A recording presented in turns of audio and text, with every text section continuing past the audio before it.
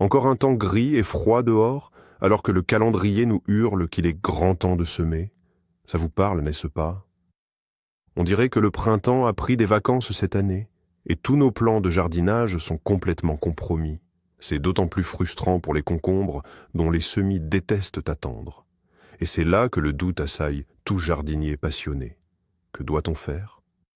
Planter maintenant, au risque de voir apparaître sur notre rebord de fenêtre ces plantules étirées et chétives qu'on appelle les girafes, ou bien attendre la chaleur, de peur de gaspiller un temps précieux et de rater la récolte. Respirez. Dans cette vidéo, je ne vais pas vous donner un simple conseil, mais une formule de calcul claire et infaillible. Vous saurez comment déterminer le jour idéal pour semer vos concombres en pot, en tenant compte de votre région et de vos conditions météorologiques. Et je vous le promets, cette méthode est si simple que vous ne douterez plus jamais. Si vous voulez garantir des concombres croquants cet été, regardez jusqu'à la fin. Avant de passer au calcul, prenons 1 minute pour comprendre pourquoi le timing est si crucial pour le concombre. Par nature, le concombre est une plante méridionale délicate qui adore la chaleur et le soleil. Ses racines sont extrêmement sensibles au froid et le jeune plant réagit très mal au fait de stagner trop longtemps dans son petit godet. Beaucoup croient que plus le plant est vieux et grand au moment du repiquage, mieux c'est. C'est la plus dangereuse des idées reçues. Imaginez un athlète qu'on aurait laissé trop longtemps sur le banc de touche. Il perd sa forme, devient apathique et ne peut plus donner le meilleur de lui-même. C'est exactement ce qui arrive à vos semis de concombre. Une plantule trop développée présente une tige étirée, des racines faibles et des feuilles du bas jaunies. Lors du repiquage, cette plante subit un stress énorme, met du temps à se remettre et finit par prendre beaucoup de retard dans son développement et sa fructification par rapport à ses jeunes homologues plus robustes. Notre objectif est de ne pas mettre en terre une plante trop mûre, mais un adolescent plein de sève et d'énergie, prêt à démarrer immédiatement sa croissance. C'est pourquoi le bon calcul du temps de semis représente déjà la moitié de votre future récolte. Alors, voici le secret essentiel à retenir, une bonne fois pour toutes.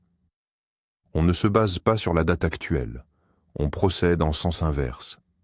C'est ce qu'on appelle la méthode du compte à rebours. Qu'est-ce que cela signifie concrètement? Nous allons d'abord déterminer la date prévue pour la plantation finale de nos semis, en pleine terre ou sous serre, et c'est à partir de cette date que nous allons retirer le nombre de jours nécessaires à la croissance des jeunes plants.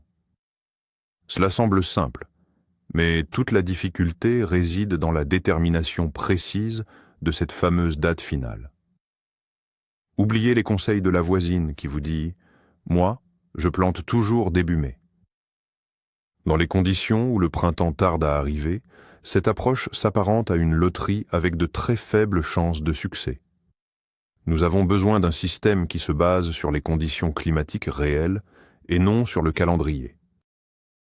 C'est pourquoi la première chose que nous faisons est d'arrêter de nous fier au calendrier et de nous concentrer sur les prévisions à long terme et le thermomètre. Notre véritable point de départ, ce n'est pas le 1er mai ou le 10 juin, mais le jour où les conditions seront idéales pour les concombres. Et c'est dans les prochaines sections que nous allons voir ensemble comment déterminer ce point de manière précise. Commençons par fixer le chiffre clé, celui qui va guider tous nos calculs. Il s'agit de l'âge parfait pour transplanter vos plants de concombres à leur emplacement définitif. Retenez bien ce chiffre. Entre 25 et 30 jours, pas 40. Et surtout, pas 50. 25 à 30 jours, c'est l'idéal. Mais à quoi ressemble le plant parfait à cet âge? C'est une plante trapue et vigoureuse, mesurant environ 20 à 25 cm de hauteur. Elle présente des entrenœuds courts, c'est-à-dire que la distance entre les feuilles est des minimes. La tige est épaisse, bien assurée, d'un beau vert foncé. Le plant doit posséder entre 3 et 5 vraies feuilles, bien développées et d'une couleur bien saturée. Le système racinaire doit avoir complètement enveloppé la motte dans le godet, sans que les racines soient excessivement serrées. Si vous sortez délicatement le plant, la motte ne doit pas se désagréger et les racines doivent apparaître blanches et saines. Certains hybrides précoces peuvent même commencer à former leurs premiers boutons floraux à cet âge. C'est un excellent signe. Un tel plant robuste supportera la transplantation pratiquement sans choc et repartira immédiatement en croissance. Si vos plants ont plus de 35 jours, ils sont considérés comme étant surdéveloppés. Abordons maintenant l'ennemi numéro 1 du jardinier face à un printemps qui s'éternise, la précipitation. Ce désir ardent de semer rapidement, souvent dicté par les impératifs du calendrier, conduit à l'erreur la plus fatale, des semis trop précoces. Qu'arrive-t-il lorsque vous semez vos concombres en février ou début mars, mais que le printemps se fait désirer? Vos plantules germent, réclamant lumière et espace. Or, il fait gris dehors, les journées sont courtes, et le rebord de fenêtre est à la fois exigu et surchauffé par le radiateur. C'est le terreau idéal pour l'étiolement. La plante s'étire instinctivement vers cette lumière manquante. Elle gaspille alors toute son énergie à faire monter la tige au lieu de développer son système racinaire et ses feuilles. Le résultat ? Vous vous retrouvez avec ce qu'on appelle la fameuse girafe, une tige longue, fine et pâle, coiffée de quelques petites feuilles. Une telle plantule est extrêmement vulnérable. Elle casse facilement, est sujette à des maladies comme la fonte des semis et surtout, son système racinaire reste chétif et sous-développé. Même si ce plant parvient jusqu'à la terre, il mettra énormément de temps à s'adapter, il sera faible et vous perdrez au moins 2 ou 3 semaines précieuses à le remettre d'aplomb. C'est le moyen le plus sûr de sacrifier une part significative de votre récolte. Bon, on a dit qu'on allait prendre notre temps. Mais comment savoir si le printemps est réellement à la traîne? Où se situe la limite à partir de laquelle un simple refroidissement printanier devient une véritable anomalie climatique? Il faut s'appuyer sur plusieurs indicateurs clés et pas uniquement sur ce que l'on ressent. Premièrement, la température du sol. On peut commencer à planter les concombres lorsque la terre, à une profondeur de 10 à 15 cm, a atteint au minimum 15 degrés Celsius. J'insiste. Il ne s'agit pas de la température de l'air, mais bien de celle du sol. C'est absolument essentiel. Deuxièmement, la température de l'air moyenne journalière. Elle doit se maintenir de manière stable, au-dessus des 15 degrés. Quant aux nuits, les températures ne devraient pas descendre en dessous de 10 à 12 degrés. De brefs épisodes de fraîcheur sont moins préoccupants que des périodes de froid prolongé. Troisièmement, le pronostic à long terme. Consultez la météo sur 2 ou 3 semaines. Si les prévisions annoncent un risque de gelée tardive ou des pluies froides et persistantes, c'est un signe évident qu'il faut absolument retarder la plantation. Enfin, les signes populaires. N'oubliez pas les dictons et les indicateurs naturels, car ils sont souvent très fiables. Par exemple, la floraison massive des pissenlits et du merisier indique que le sol a suffisamment chauffé. Si l'ensemble de ces facteurs ne correspond pas aux dates que vous aviez prévues, cela confirme que le printemps est bel et bien en retard. L'un des facteurs cruciaux qu'il est impossible d'ignorer, c'est évidemment votre zone géographique. Les astuces ou recommandations valables pour un maraîcher du Kraï, de Krasnodar, seront totalement inutiles, voire nuisibles, pour un jardinier en Sibérie ou dans l'Oural. La Russie est un pays immense avec des zones climatiques extrêmement variées. Par conséquent, la première chose à faire est de comprendre précisément les spécificités climatiques de votre localité. L'indicateur clé, c'est la date des dernières gelées printanières. Vous pouvez facilement trouver cette information en ligne pour n'importe quelle commune. C'est votre point de départ fondamental, mais avec une mise en garde. Lors des années où le printemps est tardif ou froid, vous devez mentalement ajouter 1 semaine, voire 2, à cette date moyenne. Par exemple, si dans votre région, la moyenne des dernières gelées se situe autour du 20 Rafamé, en cas de printemps froid, visez plutôt début juin. Il n'existe pas de date de plantation universelle. C'est pourquoi il est crucial de ne pas copier aveuglément les expériences des autres, mais plutôt d'analyser les conditions propres à votre parcelle. Un habitant de la banlieue de Moscou, un jardinier de l'Oural et un passionné de jardinage de la région de Leningrad planteront des concombres à des moments totalement différents, même s'ils utilisent la même variété. Le point crucial suivant, celui qui divise tous les jardiniers en deux camps, c'est l'emplacement où seront repiqués les plants. Sera-ce en pleine terre ou sous serre?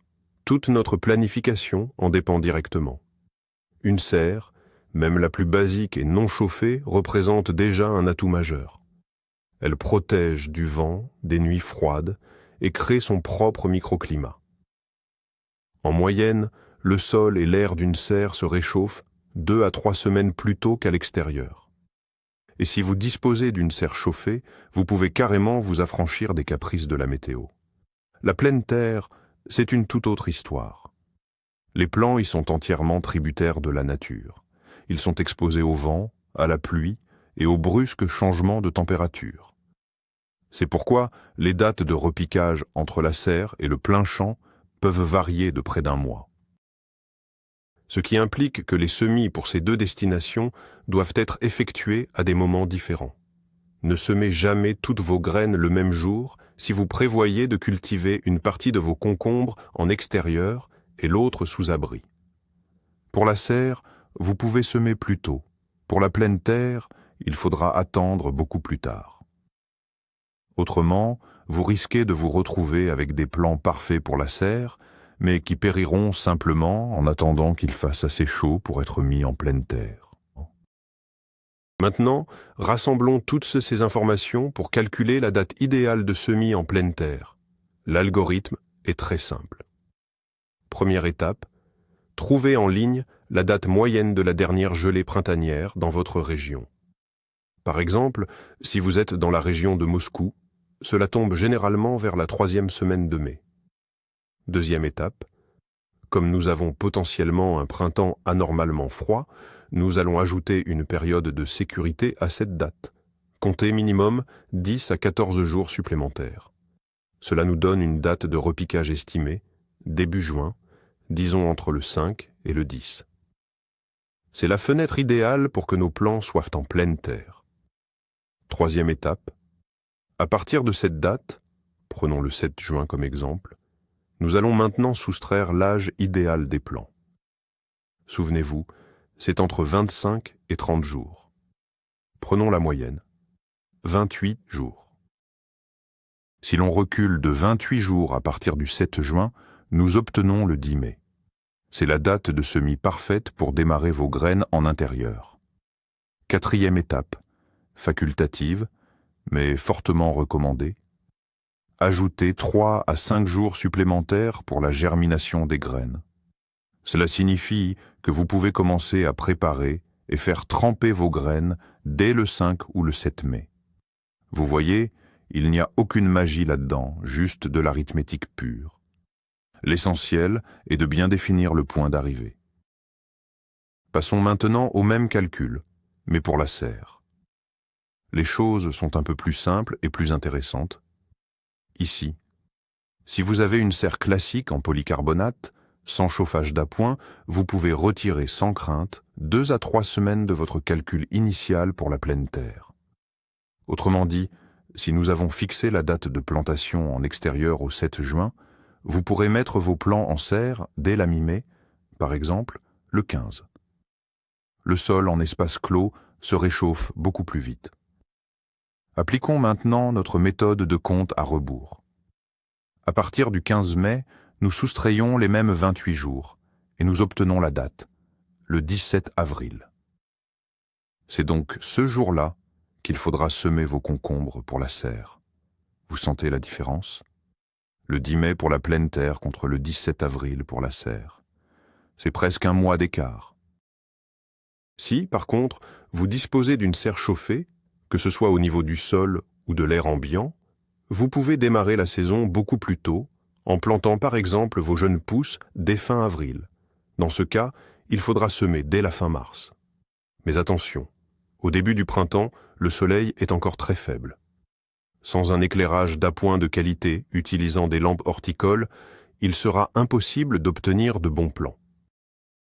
Nous avons déjà évoqué la température du sol. Mais revenons-y plus en détail, car c'est sans doute le facteur le plus crucial. Vous pouvez bien regarder le calendrier et le thermomètre extérieur tant que vous voulez. Si la terre est froide, les concombres ne pousseront pas. Les racines des concombres sont leur point le plus vulnérable. Elles cessent d'absorber l'eau et les nutriments si la température du sol chute en dessous de 14 à 15 degrés Celsius. La plante stagne. Elle entre en léthargie. Si la température descend jusqu'à 10 degrés, les racines risquent même de commencer à mourir et à pourrir. C'est la raison pour laquelle les jeunes plants repiqués dans une terre froide jaunissent, flétrissent et finissent par mourir, même lorsque le soleil brille dehors. Comment mesurer cette température? La méthode la plus fiable est d'utiliser un thermomètre de sol spécialisé. Enfoncez-le à une profondeur de 10 à 15 cm et lisez l'indication. Si vous n'avez pas de thermomètre, vous pouvez recourir à la bonne vieille méthode. Creusez un trou d'une profondeur d'un fer de bêche et mettez-y votre main. Si votre main est à l'aise et que vous ne ressentez aucune sensation de froid, cela signifie que la terre est suffisamment réchauffée. Et une petite astuce pour finir, pour accélérer le réchauffement de la plate-bande, recouvrez-la d'un film plastique noir 2 semaines avant la plantation. Ce film attirera les rayons du soleil et aidera la terre à se réchauffer plus rapidement. Mais que faire si vous tombez sur cette vidéo trop tard, ayant déjà commis l'erreur de semer vos concombres prématurément? Est-ce une catastrophe? Pas de panique, il est encore possible de sauver la situation. Notre objectif principal est de ralentir artificiellement la croissance de vos plants, afin d'éviter qu'ils ne filetent trop. Comment s'y prendre? La première chose, et la plus importante, est de baisser la température. Si vos plants sont sur un rebord de fenêtre chaud, juste au-dessus d'un radiateur, trouvez-leur immédiatement un endroit plus frais. La température idéale pour freiner leur développement est de 16 à 18 degrés en journée et de 14 à 15 degrés la nuit. Une loggia vitrée ou une véranda feront parfaitement l'affaire. Deuxièmement, réduisez l'arrosage. N'arrosez vos jeunes plants que lorsque la motte de terre est presque totalement sèche. Un léger manque d'humidité ralentit également la croissance. Troisièmement, assurez un maximum de lumière. Si vous n'avez pas de lampe de croissance, placez vos plants sur le rebord de fenêtre le plus lumineux, orienté plein sud. Vous pouvez même fabriquer un écran réfléchissant avec du papier d'aluminium. Et quatrièmement, arrêtez tout apport d'engrais, surtout ceux à base d'azote. L'azote stimule la croissance de la masse verte, et ce n'est absolument pas ce dont nous avons besoin pour l'instant. Grâce à ces mesures, vous ne transformerez certes pas un plant étiré en spécimen parfait, mais vous pourrez contrôler sa croissance excessive et le maintenir dans un état plus ou moins acceptable jusqu'au moment de la plantation définitive. Si vous êtes en pleine planification de vos semis et que vous constatez que le printemps tarde à venir, vous avez une excellente opportunité de choisir stratégiquement vos semences. Ce choix peut devenir votre meilleur atout face au retour du froid. Regardez attentivement l'emballage. Vous devez rechercher des mentions comme précoce ou ultra hâtif. Ces variétés et hybrides passent de la levée à la première cueillette de concombres en seulement 38 à 45 jours. Cela signifie que même en cas de semis plus tardif, vous ne retarderez pas significativement votre récolte. De plus, les sélectionneurs ont développé des hybrides spécialement tolérants au froid. Ils supportent mieux les variations de température et peuvent se développer même à des températures positives relativement basses. Sur les sachets, recherchez les étiquettes « résistant au froid » ou « pour le nord ». Des exemples de tels hybrides peuvent être Murashka, Altaï, Malchik, Spalchik ou German. Enfin, pour un printemps imprévisible, les hybrides parthénocarpiques sont également excellents. Ce sont ceux qui n'ont pas besoin d'être pollinisés par les abeilles. Par temps froid et pluvieux, le vol des insectes est réduit et les variétés classiques pollinisées peuvent simplement avorter. Les variétés parthénocarpiques, elles, fructifieront de façon constante, quelle que soit la météo. Choisir les bonnes semences est votre coup stratégique. Pour assurer un bon démarrage à nos semis et gagner un peu de temps, la préparation des graines avant le semis est cruciale. Ne vous contentez pas de jeter une graine sèche en terre. En consacrant un minimum de temps à cette préparation, vous accélérerez la germination de plusieurs jours et améliorerez significativement le taux de levée. La première étape est le calibrage. Plongez les graines dans une solution saline. Comptez 1 cuillère à café de sel pour un verre d'eau. Les graines vides ou chétives remonteront à la surface, tandis que les graines pleines et de bonne qualité couleront. Nous utiliserons uniquement celles qui ont coulé. La deuxième étape est la désinfection. Faites tremper les graines pendant 20 à 30 minutes dans une solution de permanganate de potassium ou un fongicide spécifique afin d'éliminer les agents pathogènes présents à la surface. La troisième étape, et la plus cruciale, est la pré-germination.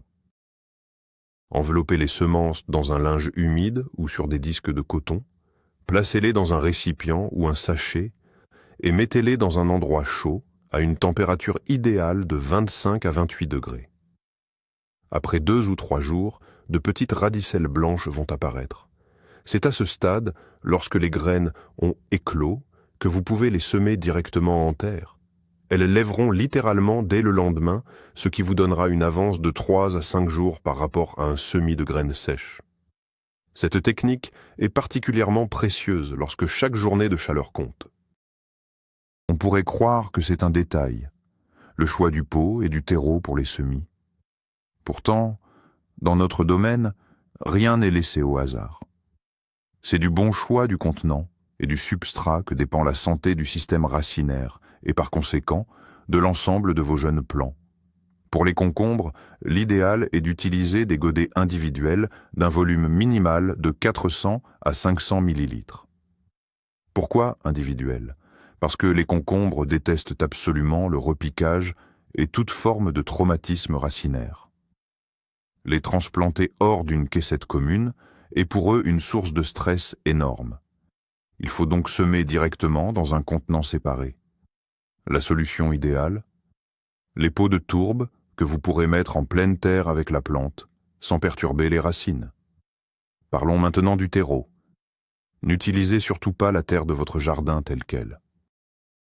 Elle est souvent trop compacte et risque de contenir des larves de nuisibles ou des agents pathogènes.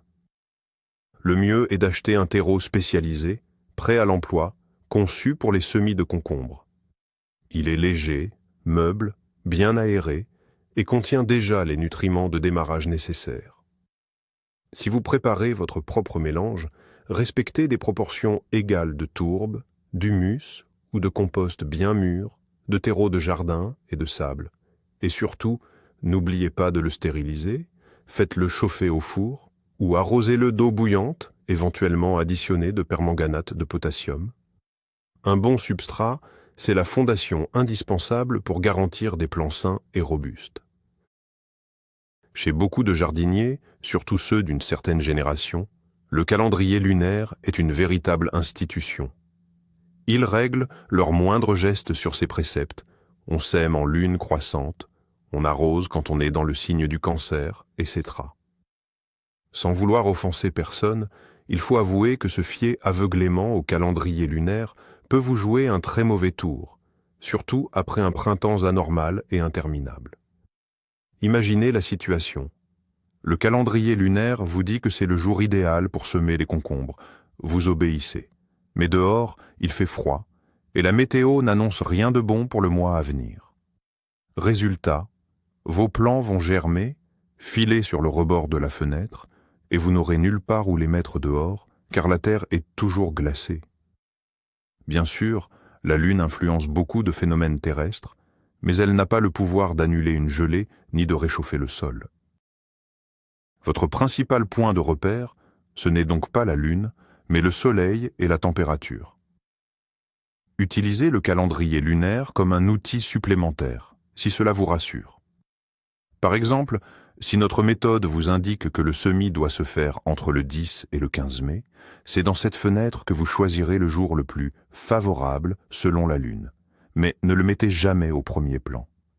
La météo est toujours prioritaire. Imaginez passer toute votre vie dans un appartement douillet, puis être soudainement exposé au froid et au vent sans aucune préparation. Un choc, évidemment. C'est exactement le stress que subissent nos semis, qui ont poussé dans des conditions d'intérieur idéales, avant de se retrouver en pleine terre. Pour minimiser ce traumatisme, il existe une procédure essentielle, l'acclimatation. Il s'agit d'habituer progressivement vos jeunes plants aux conditions extérieures. Il faut commencer cette acclimatation 10 à 14 jours avant la date prévue de la plantation définitive. Le premier jour, sortez vos plants à l'extérieur ou sur un balcon ouvert pendant seulement 1 à 2 heures, impérativement à l'ombre et à l'abri du vent. Le deuxième jour, augmentez cette durée à 3 ou 4 heures. Habituez ensuite progressivement vos végétaux au soleil direct, en commençant par des sessions très courtes de 15 à 20 minutes. Augmentez le temps passé dehors chaque jour. Les 2 ou 3 derniers jours avant le repiquage, vous pouvez laisser les semis dehors pendant la nuit, à condition que la température nocturne ne descende pas sous la barre des 10 à 12 degrés. Les plants acclimatés possèdent une tige plus robuste, leurs feuilles peuvent prendre une légère teinte violette et surtout, ils supportent bien mieux la transplantation et les aléas climatiques qui s'ensuivent. Ne négligez surtout pas cette étape cruciale. La lumière, c'est la vie pour les plantes. Et elle est particulièrement essentielle pour les jeunes plants de concombre. Un manque de lumière entraîne inévitablement cet étiolement ou filage dont nous avons parlé. Au début du printemps, surtout par temps maussade, la lumière naturelle provenant de la fenêtre est dramatiquement insuffisante. La durée du jour est encore courte et le soleil n'est pas assez intense.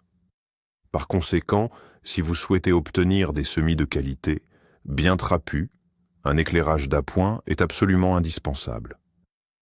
L'option idéale, ce sont les lampes horticoles spéciales, dites phytolampes, à spectre complet. Elles fournissent aux plantes précisément les longueurs d'onde nécessaires à la photosynthèse. Il faut placer la lampe juste au-dessus des plants, à une hauteur de 15 à 20 cm. À mesure que les semis grandissent, vous devrez ajuster et remonter la lampe. L'éclairage d'appoint doit être réglé de manière à ce que la durée totale de la journée lumineuse atteigne 12 à 14 heures. En pratique, cela signifie allumer la lampe le matin, quelques heures avant l'aube, et la laisser fonctionner le soir après le coucher du soleil. Si vous n'avez pas de phytolampe, vous pouvez utiliser des tubes fluorescents ordinaires de couleur lumière du jour. C'est moins efficace, certes, mais c'est mieux que rien. Retenez ceci. Il vaut mieux semer plus tard, mais dans de bonnes conditions d'éclairage, que de semer tôt et de laisser les plants dans la pénombre. Lorsque l'on essaie de modérer la croissance de semis qui ont été plantés prématurément, il est crucial de revoir à la fois l'arrosage et l'apport en nutriments. Ici, la règle est de mise. Moins c'est souvent mieux. Dans des conditions plus fraîches et avec un éclairage limité, les plantules absorbent beaucoup moins d'eau. Un arrosage excessif dans ce contexte est la voie de voie la plus rapide vers les maladies fongiques, notamment la redoutée fonte des semis. Les racines, baignant dans une terre froide et constamment gorgées d'eau, finissent par s'asphyxier et pourrir. N'arrosez donc vos plantules que lorsque le substrat en surface est sec sur au moins 1 à 2 cm. Et privilégiez toujours une eau tiède et préalablement décantée. Passons maintenant à la question des apports nutritifs. Si vous avez utilisé un terreau du commerce de bonne qualité, il contiendra suffisamment de réserves pour les 2 à 3 premières semaines. Si vous constatez que vos plantules grandissent de moche trop vite, n'ajoutez aucun engrais. Les engrais azotés comme l'urée ou le nitrate d'ammonium sont particulièrement dangereux durant cette phase car ils provoquent une croissance exubérante des tiges et des feuilles, ce que nous cherchons précisément à éviter. En revanche, si vos plantules paraissent chétives et très pâles, vous pouvez leur administrer un engrais complet avec une teneur minimale en azote, mais qui met l'accent sur le phosphore et le potassium. Ces derniers sont essentiels pour stimuler le bon développement des racines. Et si vous aviez manqué le coche, le printemps a été tellement froid et interminable que vous n'avez pas osé planter vos semis, et nous voilà déjà en juin. Faut-il pour autant dire adieu aux concombres cette année? Absolument pas. Vous avez toujours un plan B, la culture sans repiquage, c'est-à-dire le semis direct en pleine terre. Certes, la récolte arrivera un peu plus tard, environ 2 à 3 semaines après la méthode par semis traditionnelle. Mais en contrepartie, vous vous épargnez toutes les corvées liées à l'élevage des jeunes plants sur le rebord de la fenêtre. Les concombres semés directement en pleine terre grandissent plus robustes et plus résistants. Leurs racines se développent immédiatement dans des conditions naturelles et ne subissent aucun traumatisme lors d'un éventuel repiquage. Pour le semis direct, vous devez attendre que le sol soit bien réchauffé, idéalement entre 15 et 17 degrés minimum. Avant de semer, il est préférable de faire prégémer les graines, comme nous l'avons déjà mentionné. Semez 2 ou 3 graines par trou bien arrosé. Une fois que les plantules sont levées, vous ne garderez que le plant le plus vigoureux. Cette méthode est excellente pour les régions du sud. Mais avec un printemps prolongé, elle peut aussi devenir la solution idéale, voire un véritable sauvetage pour le centre du pays. Au XXIe siècle, nous disposons d'un outil extrêmement puissant qu'il faut absolument exploiter. Ce sont les services météorologiques modernes. Ne vous limitez pas à la météo du journal télévisé pour le lendemain. Étudiez les prévisions à long terme. Bien sûr, elles ne sont pas toujours précises à 100%, mais elles donnent une très bonne idée de la tendance générale. Il existe une multitude de sites et d'applications qui proposent des prévisions à 10, 14 jours, et même pour le mois à venir. Concentrez-vous sur la dynamique des températures, aussi bien nocturnes que diurnes. Si vous constatez qu'un réchauffement stable sans gelée nocturne est prévu d'ici 2 semaines, c'est le moment de lancer le compte à rebours pour vos plantations. Croisez les prévisions provenant de plusieurs sources. Il est également utile de consulter les archives météorologiques des années précédentes dans votre région. Cela vous aidera à déterminer si la situation actuelle est une véritable anomalie ou si elle représente simplement une variation normale pour votre climat. Savoir lire et analyser les prévisions météorologiques transforme le jardinage d'une loterie en une activité plus prévisible et mieux gérable. Cela vous permet d'agir de manière proactive et non plus de réagir aux problèmes après qu'ils se soient manifestés. Récapitulons et passons à la checklist finale. Avant de vous saisir de vos godets de semis et de votre outil de jardinage, vérifiez ces quelques points essentiels. Premier point. L'âge de vos plants est compris entre 25 et 30 jours. Deuxième point. Elle affiche 3 à 5 vraies feuilles, bien vertes et foncées, et n'a pas l'air d'avoir filé. Troisième point. Vos semis ont bénéficié d'une phase de durcissement complète ou d'acclimatation de 10 à 14 jours. Quatrième point. Vous avez mesuré la température de la terre dans le carré de culture et elle est stable, affichant au minimum 15 degrés Celsius. Cinquième point, vous avez bien consulté les prévisions météo pour les 7 à 10 jours à venir et elles n'annoncent pas de gelée tardive, ni de coups de froid avec des températures nocturnes en dessous de 10 degrés. Si vous pouvez cocher toutes ces cases, félicitations. Vous avez tout fait dans les règles de l'art et vos semis sont parfaitement prêts à être transplantés à leur emplacement définitif. Si un seul point n'est pas validé, ne vous précipitez pas. Mieux vaut attendre quelques jours de plus que de risquer de perdre tous vos efforts par simple précipitation. Cette simple liste de contrôles est votre assurance anti-erreur et le gage d'une future récolte abondante. Voilà, chers amis, comment nous avons décortiqué ensemble ce qui semblait être un problème complexe. Mais vous voyez, au fond, tout se résume à une question de logique simple et d'arithmétique de base. La leçon essentielle à retenir de notre échange d'aujourd'hui est la suivante. En jardinage, surtout avec une météo imprévisible, votre boussole principale, ce n'est pas le calendrier. Ce sont les conditions réelles, la température du sol, la prévision à long terme et l'état de vos plans. Ce sont les 3 piliers de la réussite. Oubliez la règle du « mon voisin plante, donc c'est mon tour ». Apprenez à observer, à analyser et à calculer à rebours. Cette simple méthode vous fera économiser beaucoup de stress, de temps, et surtout, elle vous garantit que vos efforts ne seront pas vains. Vous pourrez ainsi profiter tout l'été de concombres croquants et savoureux, fraîchement cueillis de votre potager. J'espère sincèrement que cette vidéo vous a été utile. Merci infiniment de l'avoir regardée jusqu'au bout. Si c'est le cas, n'oubliez pas de mettre un pouce bleu et de vous abonner à la chaîne pour ne manquer aucun de nos prochains conseils. Et maintenant, j'ai une question pour vous. Dites-moi en commentaire de quelle région vous venez et comment se passe le printemps chez vous cette année.